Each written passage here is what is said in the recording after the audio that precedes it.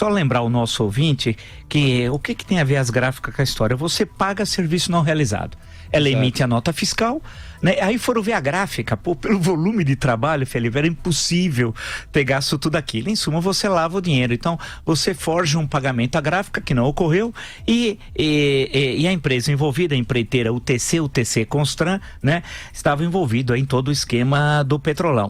Agora, o caso, viu? Só um parênteses, que já tinha na eleição da Dilma que o TSE, presidido pelo Gilmar Mendes, abafou naquela absolvição por excesso de provas. Tinha várias gráficas fantasmas que estavam sendo investigadas pelo mesmo motivo. Naquela votação de 4-3 e cujo um dos ministros do TSE agride e bate na mulher que saiu de casa e está processando tal. Um ministro muito bacana que agrediu a mulher e disse que ela não foi agredida, é que ela escorregou num enxaguante bucal e caiu tal. Grande ministro. Admar Gonzaga. Para registrar o nome da peça tal. Que foi advogado de campanha da Dilma, assim como Luciana Lossi. Os dois entraram por nomeação da Dilma Rousseff no TSE. E que foi destacado, inclusive, durante o julgamento, e ficou indignado o Gilmar Mendes, o grande Gilmar Mendes, que naquele momento presidiu o TSE. Então, no caso aqui das gráficas, a questão que se coloca é que o candidato tem de saber a origem do dinheiro. Não dá para você falar, olha, o problema da campanha sobre recursos é com o tesoureiro. Não, você tem de perguntar a origem dos recursos, né, que levam à construção de uma campanha tão milionária como foi a campanha do PT, e como lembrou o Augusto, uma derrota acachapante de alguém que está no exercício do cargo, perde no primeiro turno. Foi uma derrota histórica, a derrota de 2016. E lembrar que o Haddad sempre quis mostrar que era o lado bonzinho, light do PT, porém esteve em todas as manifestações em defesa da Dilma, né?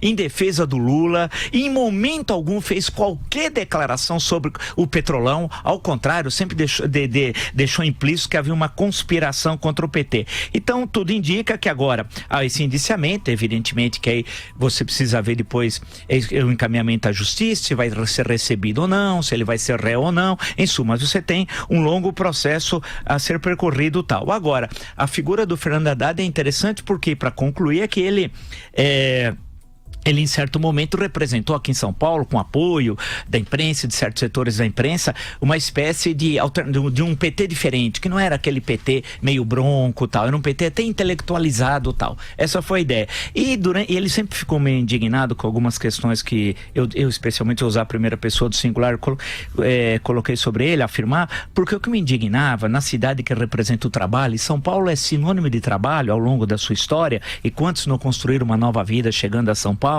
ao longo de décadas e décadas e décadas, é que ele trabalhava pouco, ele não gostava quando eu lia a agenda. E ele chegou a falsificar a própria agenda e confessar que falsificou no Facebook, e depois teve uma ação do Ministério Público. Quer dizer, era um negócio inacreditável. Isso foi em maio, numa segunda-feira, num dia que eu estava lançando meu livro sobre uma história política do governo Collor. Ele fez isso, e naquela segunda-feira choveu muito em São Paulo e morreu uma senhora no Largo da Concórdia. Olha que situação tal. Esse é o glorioso, daí que veio o apelido de Jaiminho, que é um apelido popular, que tem a ver com o carteiro do seriado Chaves, que sempre estava com fadiga, né? Sempre estava com fadiga e não trabalhava. E foi o retrato do Jaiminho Haddad, e pegou. E ele ficou muito indignado, porque esse apelido pegou em todo lugar que eu andava em São Paulo, as pessoas falavam, e o Jaiminho, como vai e tal? Pegou. Agora, ele vai ter uma situação mais difícil, porque agora não é responder a um apelido, ele vai ter de responder na justiça sobre os recursos de Caixa 2 na sua campanha eleitoral.